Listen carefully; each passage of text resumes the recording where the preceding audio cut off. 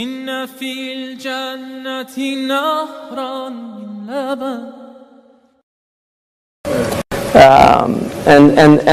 And these are profound philosophical problems that the human species is confronted with, and the tools to combat them are intellectual tools and spiritual tools. And in a sense, the Muslims don't differentiate between the intellect and the spirit. Intellectus is an excellent word in English because it comes from a Latin word which means to discriminate between things. And the two things that you're supposed to discriminate between is haqq and batil, true and false, right and wrong. This is the essence of the intellect. And in Arabic there are several words for intellect. One of them is furqan, which is intellectus. It means the same thing. It's yufarriqu bayn al-haqqi wal-batil. And the Quran itself is called al-furqan. So it's the means by which you discriminate between truth and falsehood. This is one of the great gifts that Umar ibn al-Khattab was given. He was called al-Faruq because of his incredible intellect. Allah gave him an extraordinary intellect. And the Prophet ﷺ was surrounded with brilliant human beings. These were intellectual lights that the world has never had, I don't think, in human history, has never had a group of human beings that came together at the same time. هُوَ الَّذِي أَيَّدَكَ بِنَصْرِهِ وَبِالْمُؤْمِنِينَ. He gave you victory with His nasr and also with these believers that He put amongst you. So He was given these extraordinary people that were gifted with great intellectual and spiritual gifts. And so Imam al-Ghazali recognized that the crisis is a crisis of understanding. This is why he began his book, the Ihya Ulumuddin, as 40 books. And it's based on the idea of the ribat. The ribat, there's a hadith that says, "Ar-ribatu arba'una yawma." The ribat is 40 days. And so 40 is a sacred number. Musa alayhi salam was given 40 days to prepare for his meeting with his Lord. So 40 is one of the sacred numbers in Islam. And for this reason you have the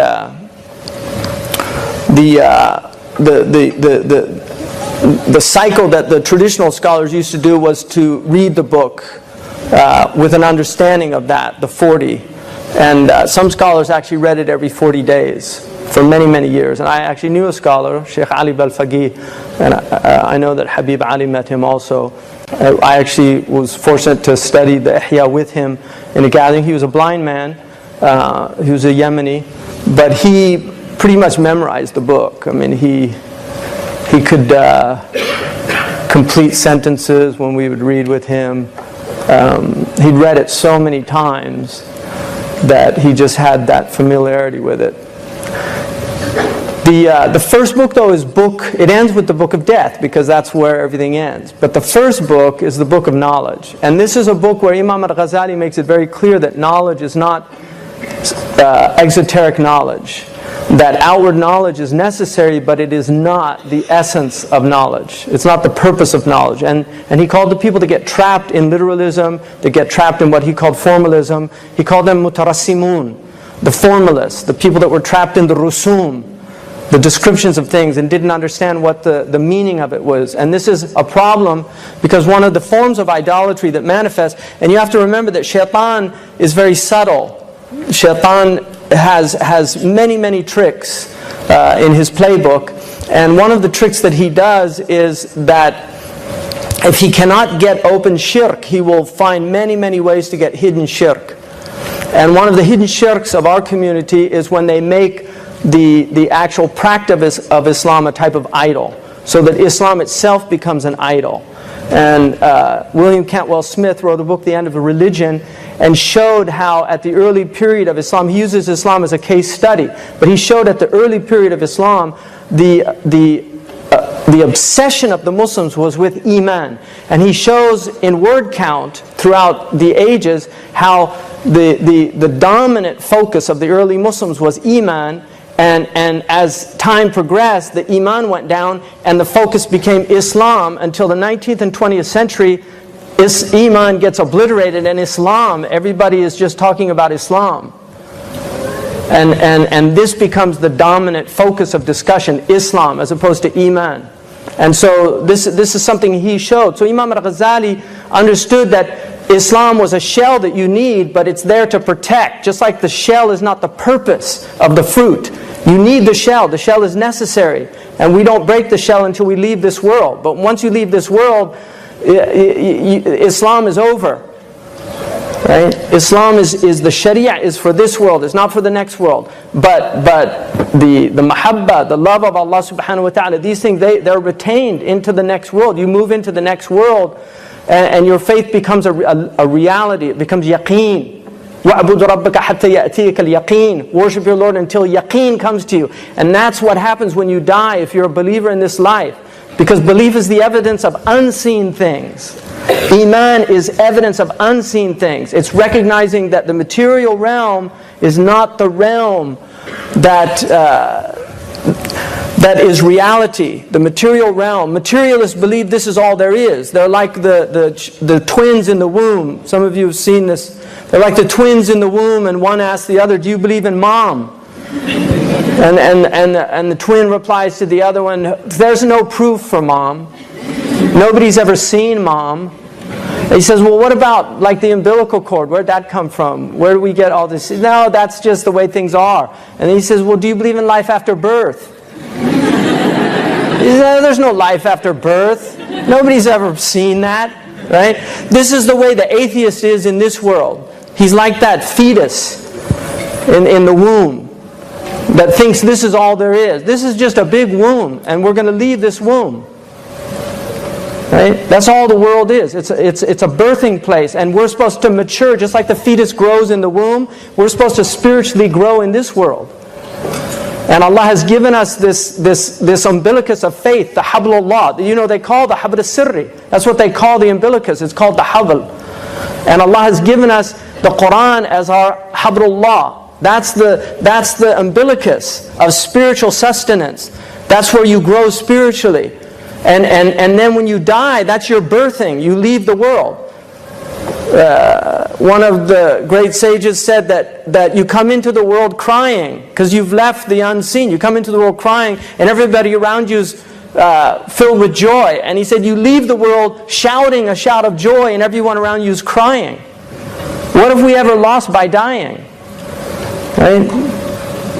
So this is the world we're living in, is a world in which ignorance now feigns as knowledge.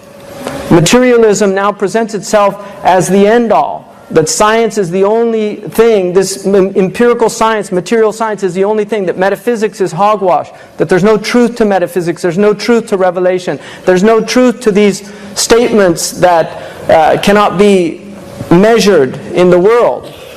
And we reject that. So, the Prophet ﷺ was the only thing he was commanded to ask for increase in the whole Quran. The only thing is knowledge. Allah could have had him say, قُلْ رَبِّ زِدْنِي تَوَكُّلًا قُلْ رَبِّ زِدْنِي إِيمَانًا قُلْ رَبِّ زِدْنِي إِحْسَانًا قُلْ رَبِّ زِدْنِي شَجَاعَةً قُلْ رَبِّ زِدْنِي رِضًا مَحَبَّةً. All those beautiful things, Allah could have commanded the Prophet to ask for increase in them. And they would have been good things to ask for increase. But the only thing he was commanded to ask for increase in the Quran, قُلْ رَبِّ زِدْنِي عِلْمًا. Increase me in knowledge. Why? Because all of those other things flow from knowledge. If you have knowledge of Allah subhanahu wa ta'ala, true knowledge, ma'rifah of Allah, you will be patient. You will be content. You will have trust in Allah. Imam al-Ghazali put in the Ihya, tawakkul with tawheed. The book on Tawheed is also the book of Tawakkul, because he understood that if you really understand Tawheed, you will have trust in Allah. You will have no fear. You won't fear the ending of the world, because the world is in Allah's hands. If He enables the kuffar to do what they do, He has enabled them. It's all enablement. He enables them to do obedience or disobedience. If it's obedience, we call it tawfiq. If it's disobedience, we call it khidlan. These are the two things. Allah gives us enough rope to save ourselves and enough rope to hang ourselves. And we choose. We choose. Right? كُلُّ إِنسَانٍ بَائِعٌ نَفْسَهُ. Everybody sells their soul. You sell your soul. You either sell it to the demons or you sell it to Allah subhanahu wa ta'ala. Inna Allah ashtara min al-mu'minin anfusahum wa amwalahum bi anna lahum al-jannah. He bought from the believers their lives. But that purchase, Allah allows you to enter into that transaction with Him. It's a free transaction. And so, part of what we're trying to do is to reestablish an intellectual framework to understand our religion, but also to understand the time we're living in, the place we're living.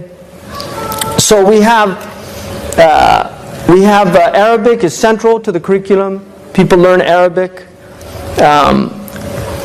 We have Islamic studies. Obviously, that's at the center and the heart of the teaching. But like in the Muslim past, and this is something John Walbridge, if you're interested in reading more about this, John Walbridge wrote, I think, a very important work, which is The Caliphate of Reason. It's about the centrality of logic in the history of Islamic studies. Imam al-Ghazali wrote 7 books on logic, 7, for different levels of understanding and also for different sciences. He wrote a 40-page introduction to his famous Mustasfa on logic in order for Usuli scholars to understand how to reason properly. And logic was one of the most important subjects in the Islamic world. It's still studied in some of the traditional madrasas.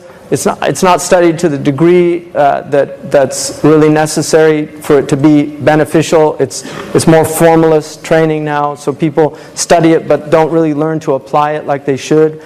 Mauritania still studies logic. My own teacher was a master of logic, Murabt al-Hajj, and Shaykh Abdullah bin Bayya. This is one of his areas of mastery. He mastered traditional logic, and he's constantly reasoning in that way. And he's an incredibly formidable. He doesn't debate, but whenever he presents his arguments, he presents them in the most formidable way because he understands how to argue. We used to have a science called Adab al-Bahth wal-Munadhara, which is the comportment or the courtesies of engaging in discussion and debate.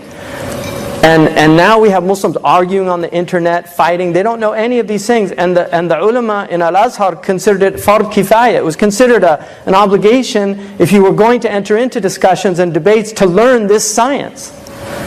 Because there's ways to discuss things so that you don't end up hating each other or calling each other names. And there's ways of proving whether an argument is valid or invalid. So that's very important in the curriculum. And then it's related to the trivium, which are the language sciences. We call them in Arabic, they were called al-sina'at al-thalath, the 3 arts. And art is a word that we get our root, in Latin it means power. That's where we get army from, arsenal. And art is a craft, and Kraft in German means power. Right? It's a military term in German. So, because as you know, English is a hybrid language from the Latin and Greek and these Germanic languages. So it has some of its roots go back to the Anglo-Saxon, and others go back to the Greek and Latin. But the arts are skills that are acquired, and one of the most important skills is communication. When you don't have communication skills, things break down. Language is a vehicle for communicating, just like you have a car. And when you learn to drive a car, that's learning how to talk.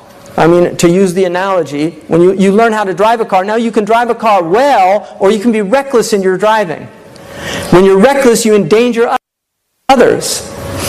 Communication can be reckless also. When people speak without thinking. When people haven't really reasoned their arguments, when people haven't thought through things, when people don't have proof for what they say, when people make judgments before they understand. And so communication skills are extremely important. Language is important. Grammar is important. One of the things about texting is we're reducing a whole civilization to an idiotic level of communication. If you look at text now, people don't use any grammar. It's the most basic communication. It's like chimpanzees communicate. And this is a very dangerous sign, because people will be habituated to communicating like this. And over time, this is how people will end up speaking. Language will be reduced to rubble. And it's happening before your eyes. If you don't think it's not happening, it is happening. Language, the ancient peoples in the most simple civilizations had very, very complicated languages. We have lost in English many of the subtleties of the English language. We used to have the dual. Just like Arabic has the dual, we used to have the dual. It's a very important concept to understand the concept of pairing, because existence is dualistic, it's dyadic. Sama wal ard, dunya wa akhirah, dhakar wa untha, fawq wa taht. This is the nature of the world, is dualistic. So the dual in a language is very important. And most languages had the dual, but they lose them over time because they lose their cosmologies. We used to have a plural of you. Like Arabic say, anta, antum, anti, antunna. We used to have that in English. You'd say you and ye. Hear ye, hear ye. That was the plural, antum. That's gone. We used to have I and thou. Right? All these things are lost now. And even though English is still, like I said, it is an extremely gifted language. It's a powerful language. It's a beautiful language. It has its own beauty. And anybody who's studied English literature and poetry will realize that. But it takes time. You have to study it. I was teaching my son the other day some Arabic grammar. And I was teaching him the pluperfect tense, because Arabic, the tenses are not like in English. In English we have more, the tenses are defined more specifically. Whereas in Arabic you have to say them using kana. And I was explaining to him about the pluperfect, where you know, I had eaten, or I had prayed. And explaining that, the difference between continuous perfect and how you say that in Arabic. So the Arabs will say like قَدْ كَانَ قَدْ صَلَّى, right? He had prayed. And so he said, well, what's the purpose of that? Like, well, why do you need that? And I said, well, if I say I came home and Yahya had prayed, right? Is that the same as saying I came home and Yahya was praying? Right? It's a different meaning. And if you don't learn grammar, you won't know the subtleties of subtle communication. You won't be able to understand things in subtle ways. It will all be simplistic. It will all be reduced to trivialities. And that's why grammar is important. Right? Grammar is important. Commas are important in the English language. They're important. Misplaced modifiers, if you don't know what they are, you're victims of them. People don't like this stuff. They say, I never liked grammar, because they don't understand the importance of language and what communication is. If you understand what communication is, I mean, I've been the victim of misunderstanding so many times because people don't know English. And I studied English. And it's a problem when you're out speaking. It used to be people that didn't know a language, they just knew they were ignorant. But now everybody thinks they know. And this is what the Prophet said, that towards the end of time he said, إِعْجَابُ كُلِّ ذِي رَأْيٍ بِرَأْيِهِ. Every opinionated person would be amazed at his opinions. Just look at the internet. And what's interesting on the internet is, if you ever scroll down and read comments, intelligent comments are always written with grammatically correct language. And stupid comments are always misspelled and poorly written. I mean, I'm not making that up. Just look on people can't even spell. And you've got an opinion? You know, go study, learn, have an educated opinion. There's nothing wrong with having an opinion. But do the work necessary to have an opinion. Because in Islam, not everybody's entitled to their opinion. In the public space, we don't want this kind of democratic environment where everybody can say what they want. No. هَلْ يَسْتَوِيَ الَّذِينَ يَعْلَمُونَ وَالَّذِينَ لَا يَعْلَمُونَ. Are they the same, those who know and those who don't know? Are they the same? Are they equal? Allah is asking that question. Are they equal? If you put in the time to learn, you will be honored. But if you don't put in the time, then you should just keep your mouth silent. Imam Ali was asked, how long does it take you to know a man? He said, if he speaks immediately. And if he doesn't, it takes me about a day. Just observing him. Imam Malik was walking with a man, he asked him about a hadith. He said, I had a higher opinion of you before this. That he would ask about a hadith walking. Because Imam Malik, he wouldn't even give hadith until he took a ghusl, he put the bakhur in. They said his face, the color of his face used to change when the Prophet ﷺ's name was mentioned. It's a different caliber of human being. Yahya ibn Yahya al-Laythi, the great scholar who relates the Muwatta. And there are many people that related the Muwatta. Yahya ibn Yahya al-Laythi, why is he honored over the other transmitters? Because many great scholars transmitted. He was not the greatest scholar.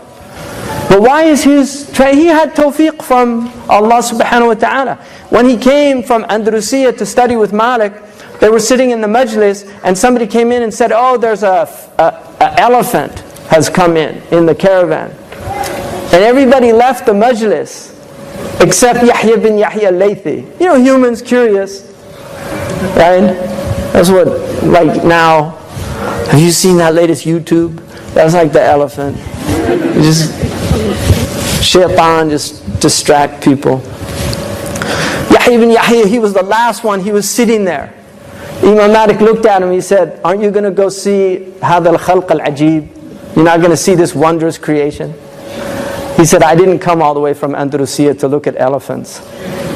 He said, I came to take from men. ما أتيت من الأندلس لأرى الأفيال أتيت ليأخذ عن الرجال. I mean, that's focus. And Imam Malik made a dua for him. People get distracted. So that's why it's important to learn these. And then rhetoric is learning how to be most effective in your articulation of whatever's in your heart. One of the most beautiful things ever said about a good education is Augustine, the Algerian Christian. He said, my education enabled me to never read anything that I couldn't understand. I could read anything that was written, I could understand whatever I read, and I could say what was ever in my heart. That is somebody who has mastered language. And that's why the Muslims were so focused on this. And the Prophet ﷺ spoke beautiful Arabic. Beautiful. He was the most eloquent of people. And his Sahaba spoke beautiful Arabic. Most of them were accomplished poets. All of the major Sahaba have diwans. Imam Ali has a diwan. Sayyidina Umar has a diwan. Abu Bakr wrote poetry. Aisha was a great rawiya of poetry. And if you want to know the literary level of the Prophet's household, then just read the hadith of Zara, and you'll see the literary level of the household of the Prophet ﷺ. It's an amazing hadith. And then also the quadrivium, because the nature of knowledge is two. You have quality and quantity. Quality is language, quantity is number. We have literacy and numeracy. And you need numerate societies, you need people that understand, because especially in this age we're being manipulated with statistics, with numbers all the time. And so understanding these two are very important, to have a qualitative education and a quantitative education. Historically, when in the Muslim world and in other worlds, when you finished a mastery of these subjects, then you went on to study in 3 schools. They had the school in the Muslim world, they had the school of studying fiqh, sharia, theology. And then in the, so you had people that focused on these Islamic sciences. And then you had the people that studied medicine.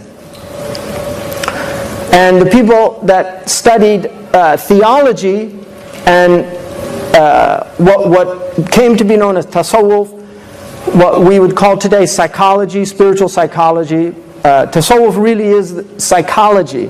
It's understanding the nature of the soul, how to treat the soul. Just like you have psychiatrists in the material world, they think that the foundation of all these diseases are material, chemical imbalances in the brain, so they're going to fix the chemical imbalances with medicine. the Muslims understood that many of these diseases are actually rooted in the spirit. Depression is often a spiritual disease. There can be, obviously, it's a chicken-egg problem. What comes first, the chemical imbalance or the depression? But we know that there are many things that can treat depression. We have many du'as to treat depression.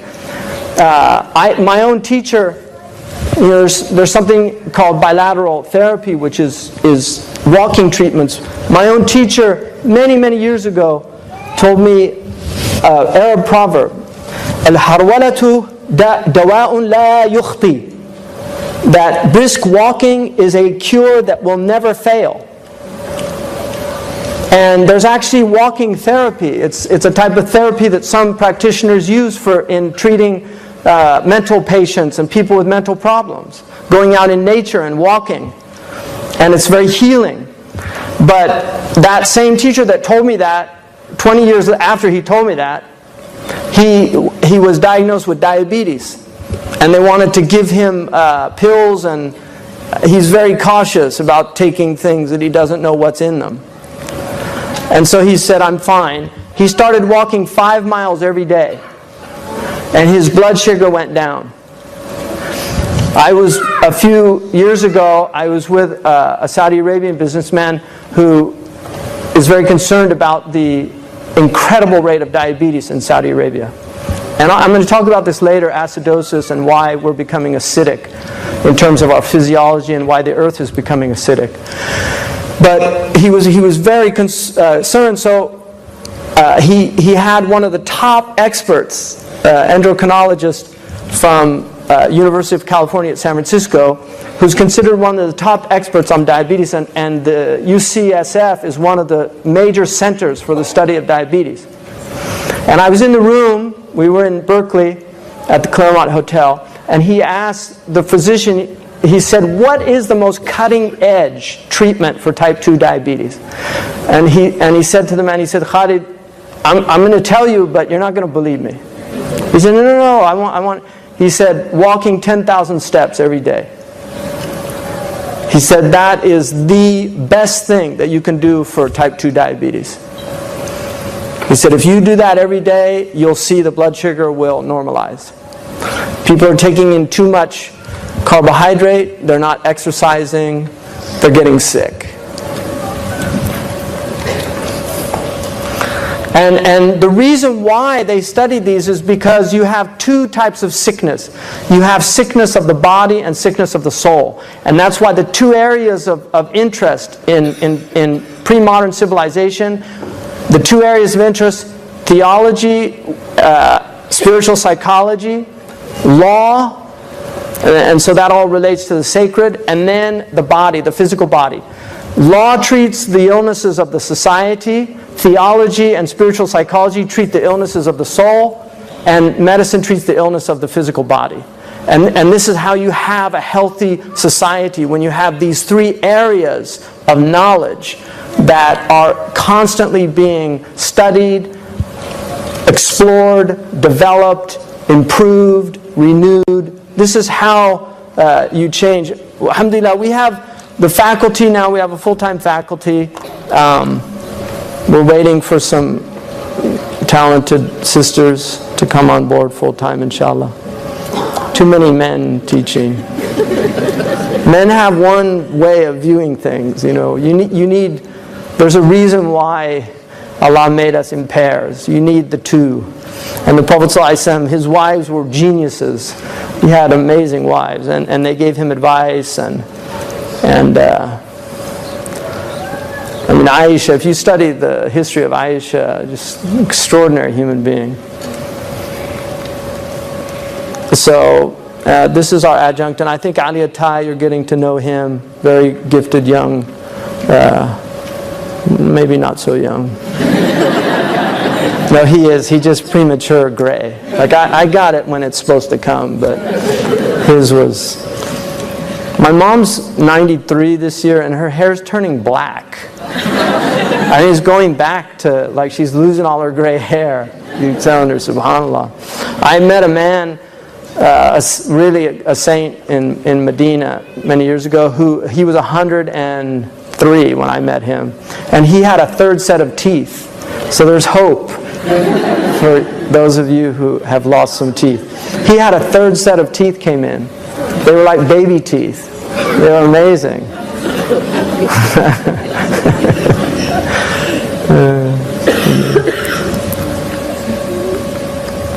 We have right now, I think there's 48.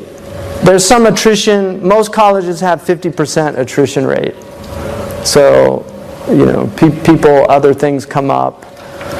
People get distracted, or they're not interested, or they lose interest. And there's a lot of reasons why people leave. And then this is Wahid's here. We got Colleen Keyes, amazing, very gifted administrator from, she came from a college on the East Coast. She was a dean at a college on the East Coast. So she's really helped us a lot by bringing in, she had a lot of knowledge that we really didn't have. There's no how to start a college for dummies out there, or I would have read it. So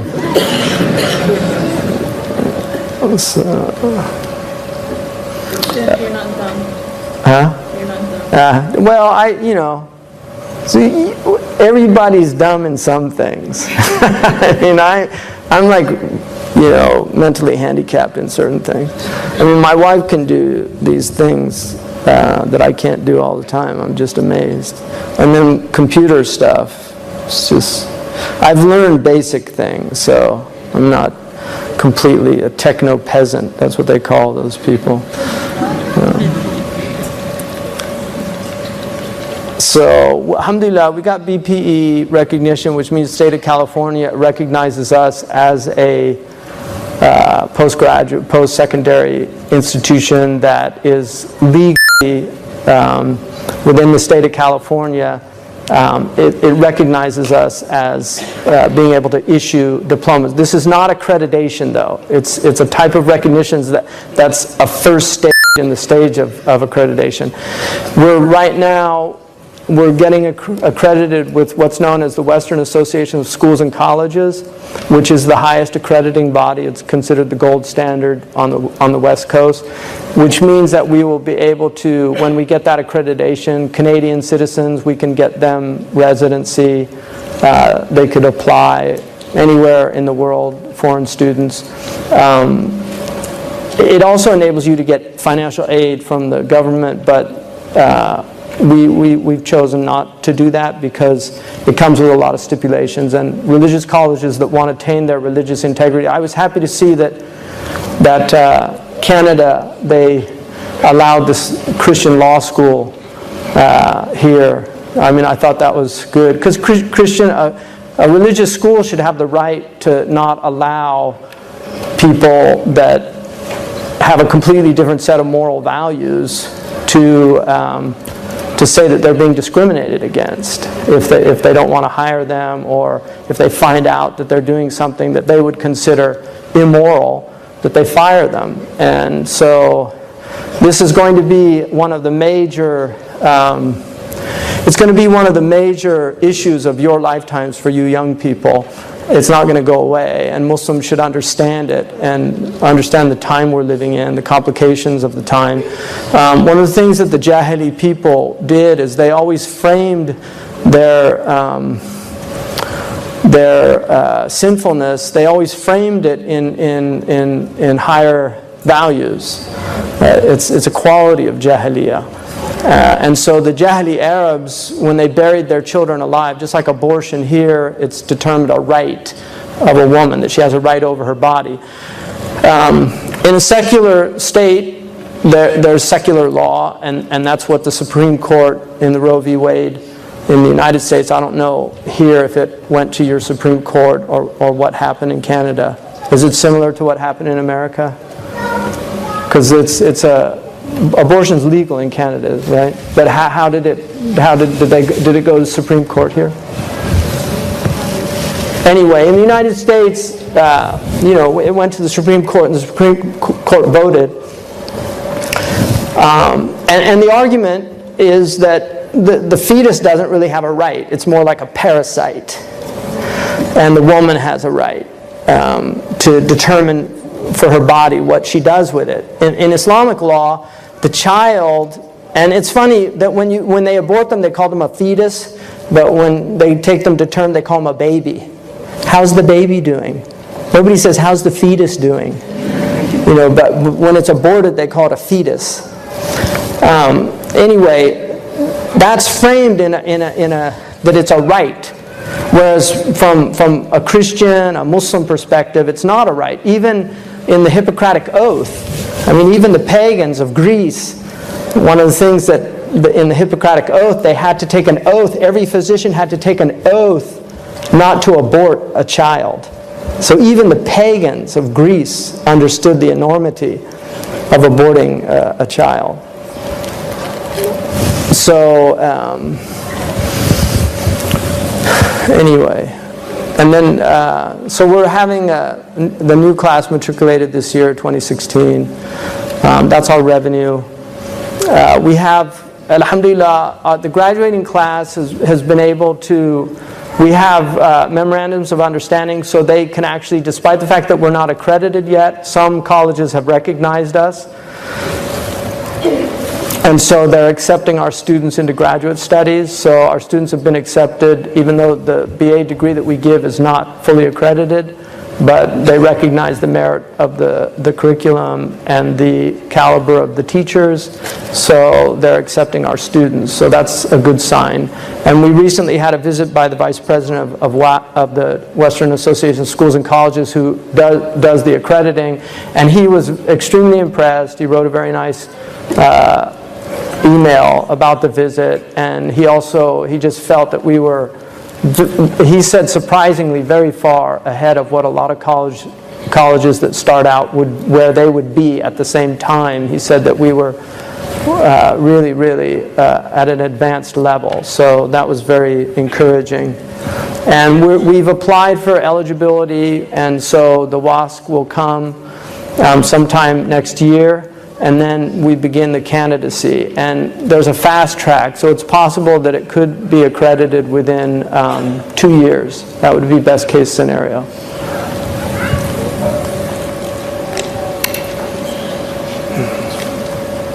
And this is our main campus. People don't know this yet because we kind of kept it a secret, but we're closing escrow in 2 weeks on a second campus, which is right next door to this one. It's a Christian college that came up for sale, and we couldn't really resist it because it's going to enable it has dormitories for the women. It's a very safe area. It's a very beautiful, architecturally, it's a very beautiful building. So it's consistent with our commitment to presenting Islam as a beautiful thing, because Muslims, wherever they went, they always made their cultures beautiful. Their clothes were beautiful, their food was beautiful, their buildings and architecture were beautiful, but most beautiful of all, always, was the calligraphed word, because they saw the beauty of language, and so there's nothing to compare to Arabic calligraphy, as far as I'm concerned. And the beauty of the architecture of their mosques and their madrasas. The colleges were stunningly beautiful buildings in any culture that you go to. So this is the hallmark of Muslims, is that they were muhsinun, people that make things beautiful. And that's what we need to restore in our community. I mean, a lot of our women still dress beautifully, I think. I think the men, really, especially the shabab, need to stop wearing underwear in public. T-shirts are underwear. They're not meant to be worn. And Muslims historically would have never done those things because they understood what a caliph is, so they always had clothes that represented the caliphate. They always wore beautiful clothes. Men wore beautiful clothes, always. Even the Egyptian peasant with his galabiya and his sadriya. Amazing. Just look how peasants in the Muslim world dress. They dress like princes. And now we have princes dressing like peasants. Any questions? Any answers? Just a clarification. Uh-huh. 3 arts, communication, Uh-huh. and then... Oh, in the 3 arts of communication. In Arabic it was an-nahu wa-sarf, Yeah, and then the sana'at al-thalath, yeah, al-nahw wal-sarf, and then mantiq and balagha.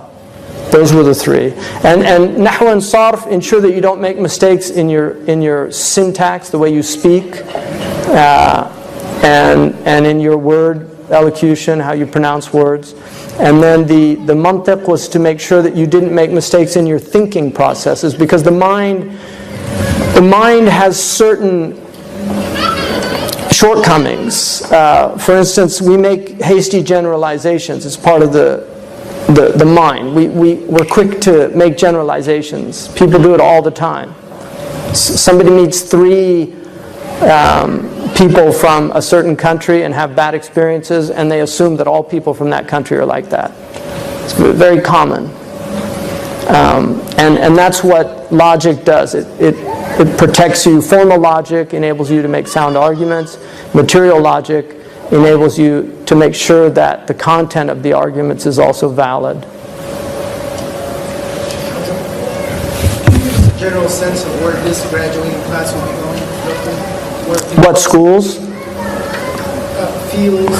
Yeah, that's important. Is what we want the students to do. I mean, obviously we want them to do what they want, and one of the nice things about our culture is that people do have choices, especially if we're fortunate enough to come from circumstances that enable us to go to schools and learn things.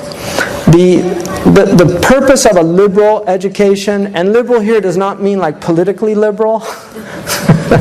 Like Muslims think liberal arts is they're going to be Democrats when they graduate and they'll know how to weave baskets. Right? That's not the point of the liberal arts. It's not a vocational training. Vocational training is like a professional skill, something that you learn, like mechanics. Those are servile arts. They're learned because you're going to do something that serves the society. The liberal arts are arts that are studied because they're ends in and of themselves. They're contemplative arts. They enable you to think at a deeper level. And in that way they're not vocational. And so the end result is that you will be a creative, your mind will be trained to think more creatively. And so the areas that you can go into are many. The college curriculum that we have is an ideal curriculum for a pre-law. Like you have pre-med, this is an ideal pre-law. If you take these 4 years, you will go into law school and not have any difficulty in law school. I'm absolutely positive of that. It's an excellent program for Islamic studies. It's a good program because the writing skills are very important, and we focus a lot on vocabulary and writing. So it's a good program for people that want to go into writing. We need filmmakers. I mean, I'm not big on the whole image-based society that's been created, but it's a reality. It's not going away. We need filmmakers. This is the golden age of documentaries. They have this golden age of film. Like in Egypt, it was in the 1930s and 40s. This is the golden age of documentaries. There are some incredible documentaries being made, and there's some really good documentarians out there. And we need Muslims to tell our stories, and to we need. We've got a lot of engineers.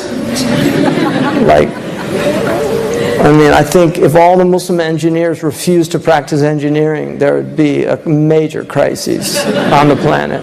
It would probably be a really good thing. And then we have a lot of doctors, and I would like to see more Muslim doctors. I mean, why do the Hindus have so many, like Deepak Chopra and Sanjay Gupta? There's Mehmet Oz. I'm not gonna rag on Mehmet Oz. I'm not. But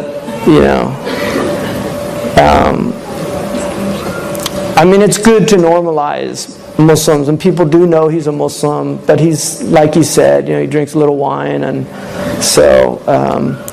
But we really need Muslims to be, I think, at the forefront of some of the other medical avenues. The allopathic is not the only way to treat things, that there are other ways to treat things.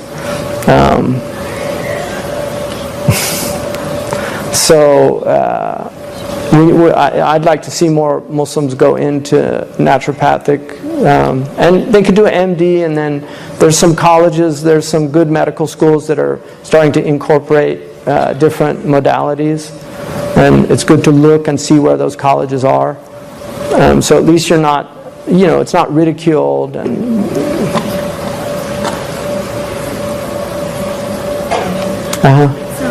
Alaikum salam. Would you be able to open up other campuses maybe outside of California? So the question is, would we open up other campuses outside of California? We started an online program on Saturdays, which is an honors program, so anybody can log on to that and streamline. It's streamlined. There's no cost for it, and we're doing traditional mutun. So that it's an honors program at Zaytuna, but it's open to anybody that wants to study the traditional scholastic texts of our intellectual tradition. And but right now we're just trying to really, one of the reasons why things don't succeed is because they overextend themselves. If you've ever read Khalid Blankenship's The End of the Jihad State, he makes a very strong argument that the Umayyad dynasty imploded because they just overextended themselves. They conquered too much land too quickly, and then they couldn't hold it.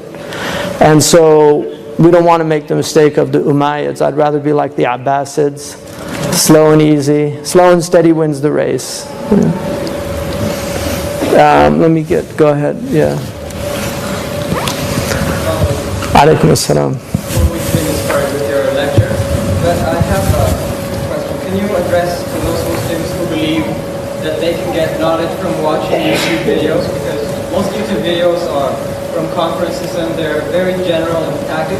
And I personally also believe that I would get good Islamic knowledge from watching those YouTube videos. And I believe I'm not the only one. So can you address Well, yeah, bismillah. I mean, for those who didn't hear that over here about, like, can you get knowledge from these YouTube videos? And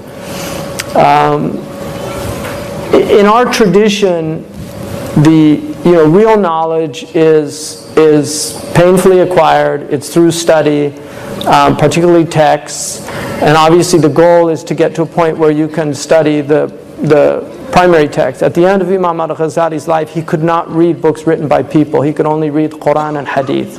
He wasn't capable. He just couldn't. It was like, for him, his self got constricted when he read other people's words. And that's a very high maqam to get to. But really the Quran and the Hadith are the highest. But they're written, the Quran is extraordinarily subtle.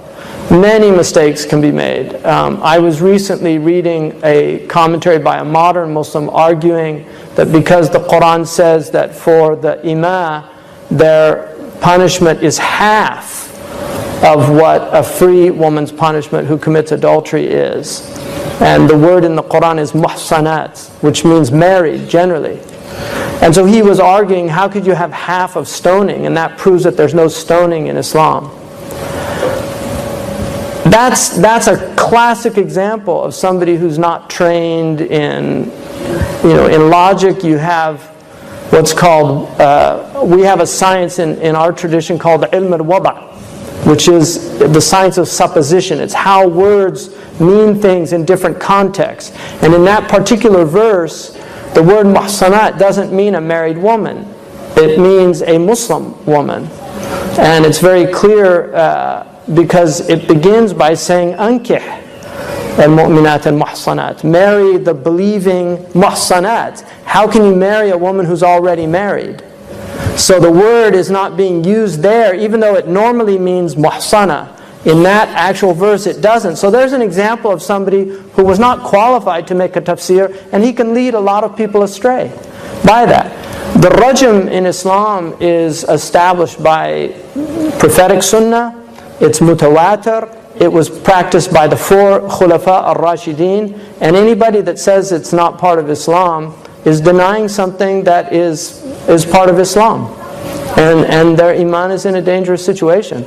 It's almost impossible to prove adultery. During the Prophet's time, it was all through confession. There was no actual testimonies.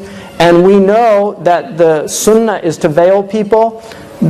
Somebody came to the Prophet and confessed to adultery, and he turned away. He didn't want to even hear it. And then until she did it 4 times, and then he had her stoned. Another situation, Abu Bakr, a man came to Abu Bakr and confessed, and Abu Bakr said, "Did you tell anybody?" He said, "No." And he said, "Get out of here."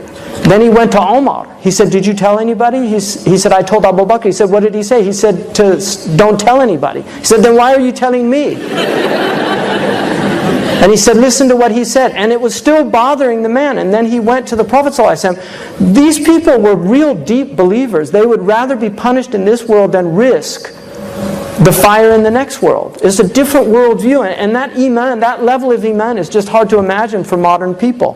But these were, Abu Bakr al-Tartushi mentions an amazing hadith about Umar ibn al-Khattab, an athar, in which he caught somebody stealing. And he said, "Ya Amir al-Mu'mineen, huwa awwalu marra." It's the first time. He said, "You're a liar. Allah never exposes anybody the first time they do something sinful." And then he said, "As-saraqta qul la." He said, "Did you steal? Say no." And the man said, "La." And he said, "Ruh, anta dharif. Get out of here, you're a smart guy." And Abu Bakr al-Tartushi said that he was giving him a makhraj. In another one, some of the Sahaba chased a man who was drunk. And he fled into the house of Al-Abbas. And Al-Abbas, they knocked on the door, and Abbas opened the door, and he said that we were chasing this drunk man, and he fled into your house. He said, "Get out of here, you're crazy." He was veiling him. That's the way they were. They weren't these people that wanted people to be punished. This sick mentality that some of these modern Muslims have is just so perverse. It was about sitr, it was about veiling people. In this culture, in the 1950s, even in the early 60s, if a woman got pregnant, she just disappeared. And they'd say, "Oh, she went to her aunt's or something." She would have the baby. The baby would usually then be raised by the grandparents, or that's the way they did it, or put up for adoption, something. And then nobody would talk about it. That's the way Muslims were. These are societies of sitr, of covering people's faults. So this whole idea that people, but we've lost, just to the AIDS, we've lost millions of people, millions, to the AIDS epidemic, which is directly related to promiscuity. Whether heterosexual or homosexual, it's promiscuity. If any physician, and I know how many physicians in this room? There's enough. Any physician in this room, I guarantee you, they will tell you that if you are in a monogamous relationship and you do not sleep around, and neither of you had venereal diseases when you came into the relationship, you will not get any venereal diseases as long as you're married, unless you start doing things that are haram. Because the most dangerous, according to the World Health Organization, the most dangerous sexual practice is a sexual practice that's being heavily promoted today. And physicians know this. They should talk about it. They should talk about the cancers that come from it. They should talk about the incontinence that comes from it, incontinence to stool. They should talk about incontinence to wind. And these are all problems that come. They should talk about, they should tell people about the public health issues. But this is the culture that we're living in, where smoking cigarettes is condemned, eating fat food is condemned because they're health problems. They endanger your health. Nobody is going to die from eating one Big Mac. Maybe, they might choke on it. But they're not going to die from arteriosclerosis. They will if they eat a lot of Big Macs, but not from one. But people can die from one deviant sexual practice. Just one time. That's all it takes, and they can die from it. So we've got a society warning people about eating high-risk foods, and they're not really doing the type of public service that they need to warn people about high-risk sexual behavior. Anyway, it's one of the many contradictions of a Jahili culture. Go ahead, yeah. Alaikum assalam wa rahmatullah. So I've got to mention the importance of filmmaking and just creative. Uh-huh. I'm an inspiring. Okay. And I'm just curious to know, actually, because you talked about imagery, you slightly hinted. Yeah. So you hinted about imagery, and I wanted to know About what? About imagery, like Imagery. yes. Yeah. And I wanted to know more your thoughts on this. Just I'm curious to know about your perspective. Well, I mean, I am increasingly inclining towards the prohibition of images, which was the original position of most of the ulama in the late 19th century when all this stuff first emerged. I can understand the wisdom now behind it, because we've entered into a period where people they're just completely in an image-based culture. They're losing sense of reality. We're turning into these kind of autistic people that live in private worlds. One of the hadiths, the Prophet said, يا ابن مسعود من أشراطها أن تواصل الأطباق وتقاطع الأرحام. From the signs of the end of time, he said, the atbaq will be continuously maintained, and the kinship bonds will be severed. Now, traditionally, the ulama said tawasul al-atbaq meant that people would just eat one plate after another. And I called one of my shaykhs, who I trust, to see what he thought about that interpretation, and he actually came to the same conclusion, so I was happy to know that. So, I really believe that refers to the satellite dishes, because the word that they use in the North African Arab countries for satellite dishes is atbaq. And the tabaq it's a concave dish. Whereas the suhoon, which is the word they use in the Eastern Arab countries, is a flat dish. So the tabaq is actually a better name. And then we call it muwasalat in Arabic, muwasalat al-aqmar al-sana'iyya, the satellite communication. So the very word that the Prophet ﷺ used, tuwasalu, is the same word that's used for communications. And we have people now that watch continuously these satellite dishes, and they sever their kinship bonds. They don't visit people anymore. People come over, the TV's on. People don't talk like they used to. So these are all signs. But like I said, I think effective documentaries can be really, really useful tools for waking people up about certain things. Images are very powerful. I'm profoundly concerned about also the level of pornography. I was made aware of this because I used to talk about how bad it was in Western society, and one of these Muslims, a friend of mine, he came with all the statistics about Muslim societies, and I had no idea that this was a major problem in the Muslim countries. On Huffington Post this week, they had an article that there's a website, it's apparently the #1 website, I shouldn't even say the name because, I don't want anybody looking this up, but it's the #1 website for pornography. And they gave their stats. I don't know if they're exaggerated, but they presented them in the article as if they were valid stats. But they gave their stats, and they said that last year, for 2013, because this is the end of the year, for 2013 they had 14 billion downloads worldwide. 14 billion. 1.5 million downloads an hour. We have a really serious problem. And it's a very destructive. If you want to destroy your spiritual heart, that is the quickest way to do it. You will destroy your ability to have spiritual experiences. You will permanently and indelibly etch on your consciousness images that you will not be able to erase. We are not designed to look at that. When I was a young boy, they called people that watched other people in intimacy peeping Toms.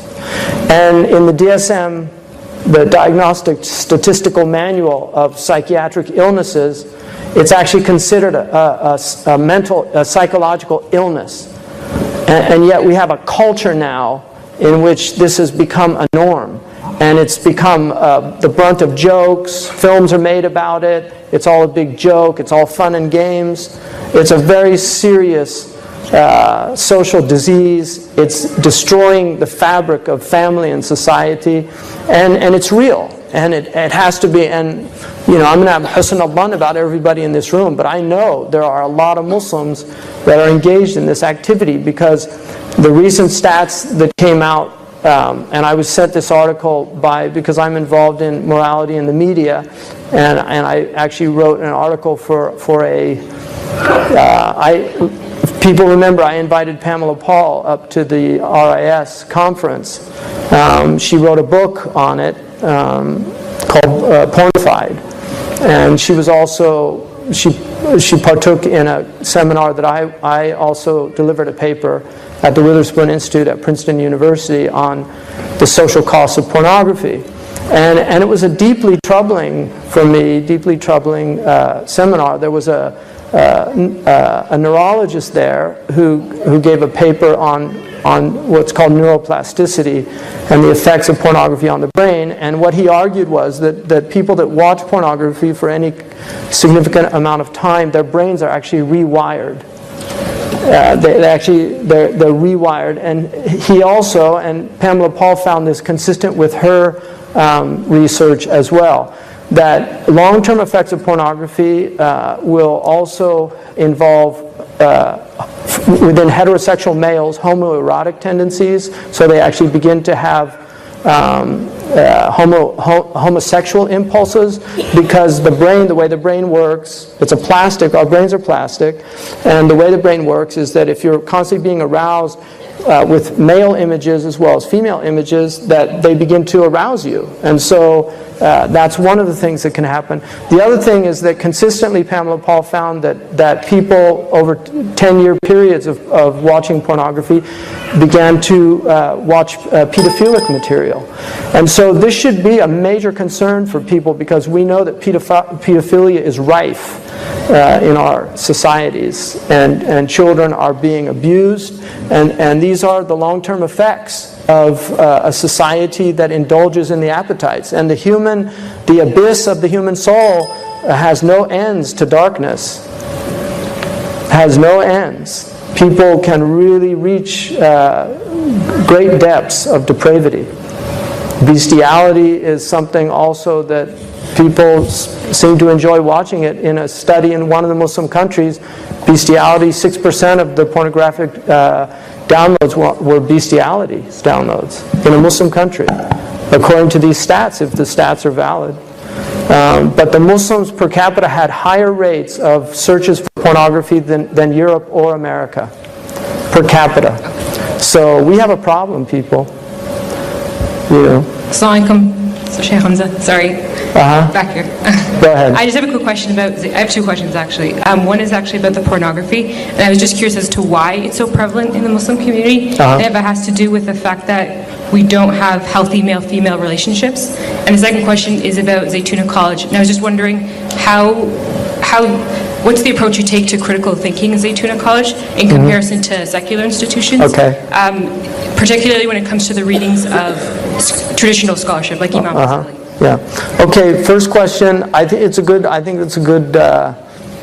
question. Like, why would it be more prevalent amongst Muslim, and obviously much more amongst males? Pornography is much more a male problem. Although increasingly we're seeing more women engaging in pornography as well. Oftentimes it's to appease, and one of the magazines that I read on a regular basis is called Scientific Mind, and they had an article recently in which they were arguing that it's healthier relationships when the two couples watch pornography together, as opposed to when the male is hiding it from the female. And these are the types of, and they had their little studies that they'd done showing, but this is obviously the type, it's being promoted One of the things that people should be aware of also is that many of the women that are in these films are actually slaves. These films are made in places like Philippines. I mean, if you study this thing, there's a lot of literature on this. So you're actually contributing to the total exploitation of human beings, objectified human beings. There's no empathy. Anybody that can take pleasure out of another person's pain and suffering is a sick human being, sick to the core of their being. I would say that obviously Muslims, there is an argument that the hijab, part of the hijab was actually to maintain a healthier relationship, because one of the things that happens in cultures where sexuality becomes open and prevalent is you get more and more depraved types of sexual behaviors. So you have a lot of the sadomasochism, dominant matrix type. A lot of people hire people to whip them and things like that. So you get a lot of sickness when you have cultures that are so satiated with appetite that they need all this more and more perverse stimuli. So Muslims have cultures that traditionally there was a segregation, and obviously there's what would in modern Arabic is called kept. There's obviously situations where you can have a lot of repression. And one of the things that happens with some of the cultures where there is a lot of that, when they come to the West, they go crazy. And we've seen this from certain countries. They get here and right off the plane they're in the discotheque, and so that's definitely, we need healthier relationships. Women need to be honored. Our tradition is to honor women. The Prophet said, "La yukrimuhunna illa kareem, wa la yuhinuhunna illa la'im." Honorable men will always honor women, and contemptible men will always degrade women. The Prophet said, "Khairukum khairukum li ahlihi, wa ana khairukum li ahli." The best of you are the best of you to your women folk, and I am the best of you to my women folk. The Prophet loved women, and not in any way that these Orientalists or people here assume. No, he loved the qualities of women. He loved their gentleness, the riqqa of their hearts, all those things. So we have to honor women. And part of the hijab is not to objectify women, not to turn them into sexual beings that men take pleasure from. And the eye is a source of great pleasure. In fact, the eye is the source of the greatest pleasure, and that's why the greatest pleasure is the vision of God. And so the eye is, and the things that we're attracted to in this world, what are the appetites? The shahawat are food, drink, and munkih, and intimacy. And those are the pleasures of paradise. They're not equivalents. I mean, the worldly pleasures are not, Ibn Abbas said the only relationship is the names, but these are pale imitations of the delights of paradise that people are really after, if they understood. So it's real versus apparent goods.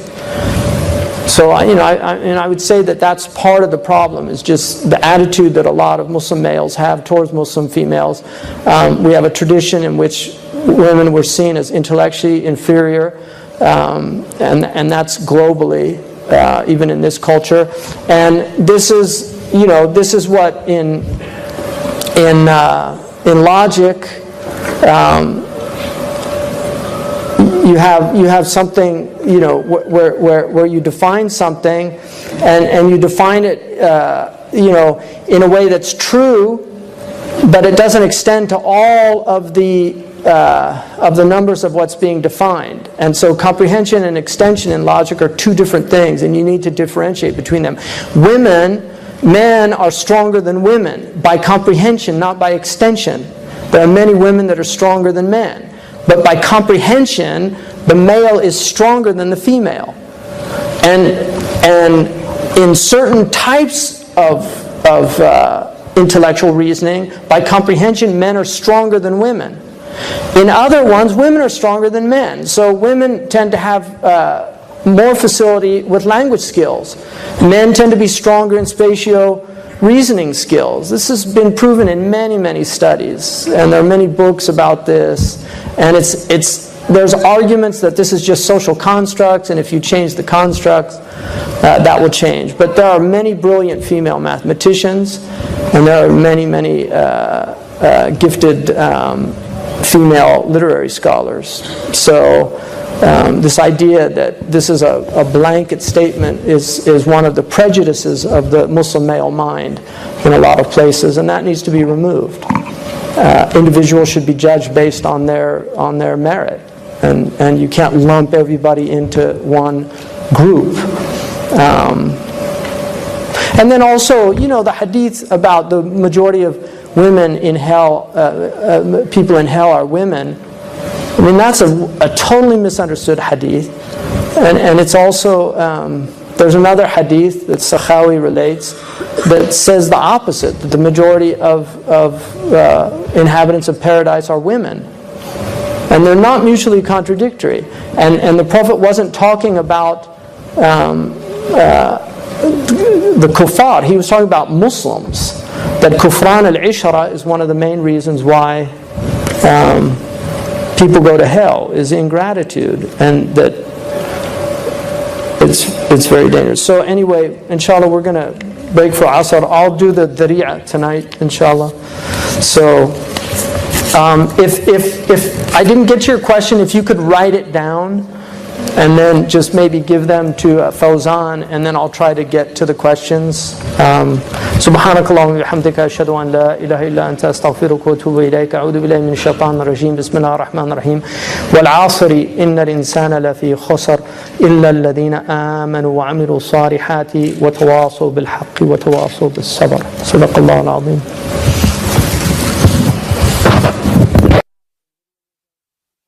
They're intermediate in their vice. ثم ازدادوا, and then the kufr takes over. They're advanced in their kufr.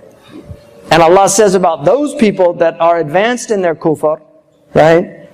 ثم كفروا ثم ازدادوا كفرا لم يكن الله ليغفر لهم. Allah won't forgive them. Because they've reached the end. Complete kufr. And this happens slowly. It's not something that happens quickly. It happens over time. The heart gets harder. Alright, so now, where are we? فَجَعَلَ مَنَازِلَ الْإِيمَانِ وَمَنَازِلَ التَّقْوَى الثَّلَاثَةِ. So you can see the degrees of faith and taqwa are 3. كما ترى هذه 12 في 3. So now we multiply, right? The 12 by the 3. تكون 36. Now we have 36. وكل واحد من هذه 36 إما أن يتوصل إليه من طريق الاشتباه أو من طريق الهداية. And each one of these 36, you either get there through ishtibah or hidayah. You either get there because Allah yashtabi ilayka or because yahdika. There's ishtibah and ihtida. Those are the 2 ways to get to God. The prophets have ishtibah, and some of the khawas have ishtibah. And then the other people have ihtida. And so now we have, and that's in each one of those things. وَكَذَلِكَ يَشْتَبِيكَ رَبُّكَ وَيُعْلِمُكَ مِنْ تَاوِيلِ الْأَحَادِيثِ وَقَوْلُهُ وَلَكِنَّ اللَّهَ يَشْتَبِي مِنْ رُسُلِهِ مَنْ يَشَاءُ وَالِاهْتِدَاءُ لِلْعُلَمَاءِ وَالْحُكَمَاءِ وهو توفيق الله تعالى العبد ليطلب بسعيه وجهده الحكمة فيتحصل له منها بقدر ما يتحمل من المشقة وإياه معنا بقوله تعالى الله يشتبي من يشاء ويهدي إليه من ينيب وقوله وممن هدينا واشتبينا فهذه 72 درجة 72 degrees of faith. لا يمكن الزيادة عليها. You cannot increase on this. ولا نقصان عنها. Nor will it be diminished. وكل ما ورد من الأخبار فليس بخارج منها. Wallahu al-muwaffiq. And everything that the Prophet has told us and the Quran has told us, you will find it in one of these 72. And so he says, فَمَا هُوَ مِن جُمْلَةِ الْعِبَادَةِ عَلَيْهِ الصَّلَاةُ وَالسَّلَامُ. So things from ibadah, the Prophet said, الْوُضُوء شَطْرُ الْإِيمَانِ. Purity is half of faith. وَقَوْلُهُ الْإِيمَانُ الصَّلَاةِ. And in another one, prayer is all of faith. These aren't negations. وَمَنْ فَرَغَ لَهَا قَلْبُهُ وَأَقَامَهَا بِحُدُودِهَا وَوَقْتِهَا وَسُنَّتِهَا وَمِمَّا هُوَ مِنْ مَكَارِمِ الشَّرِيعَةِ. And that's for the one who his soul is completely emptied of everything other than Allah, and he establishes the prayer with its correct hudud, its proper limits, in its time, and with its sunnah. And then the things from makarim al-sharia, قوله عليه الصلاة والسلام, الحياء من الإيمان. Faith, modesty is from iman, or shame. They have similar, they're not the same, but al-haya can mean shame or modesty. So like I said, Arabs use words to mean more than one thing, and then sometimes they use many words for many different nuances of that thing. وَقَالَ لَا يَجْتَمِعُ إِيمَانٌ وَشُحٌ فِي قَلْبِ عَبْدٍ. You will not find iman and greed in the heart of a servant. It can't be together. وَقَوْلُهُ ثَلَاثٌ مَنْ جَمَعَهُنَّ جَمَعَ الْإِيمَانَ الْإِنفَاقُ مِنَ الْإِقْتَارِ وَإِنصَافَ الْمُؤْمِنُ مِنْ نَفْسِهِ وَبَذْلَ السَّلَامِ. And there are three things, whoever has them has all of faith. To give even when it's difficult. To be fair and unbiased with yourself. And to spread peace. بدر السلام. وقوله عليه الصلاة والسلام أكمل المؤمنين أحسنهم خلقا وألطفهم بأهله. The most complete of the believers in faith are the most beautiful in character and the most gentle with their women. وقوله لأناس من أصحابه ما إيمانكم. And he said once to some people amongst his companions, what is your faith? ما إيمانكم. What's your faith? Question. قالوا الصبر على البلاء والشكر في الرخاء ورضا بالقضاء. Patient in tribulation, gratitude in blessings, contentment with whatever Allah decrees. فقال مؤمنون ورب الكعبة. Believers ورب الكعبة ورب الكعبة. The believers by the Lord of the house. So, alhamdulillah.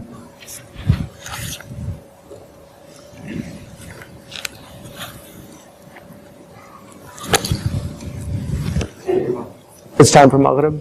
سبحانك اللهم وبحمدك أشهد أن لا إله إلا أنت أستغفرك وأتوب إليك. أعوذ بالله من الشيطان الرجيم. بسم الله الرحمن الرحيم. والعصر إن الإنسان لفي خسر إلا الذين آمنوا وعملوا الصالحات وتواصوا بالحق وتواصوا بالصبر. Inshallah, may Allah make these teachings from Imam al-Raghib beneficial to all of us. May Allah give us strength to overcome our souls and become people of taqwa and iman and piety, and not people of kufr wa fusuq wa asyan. Barakallahu khairan.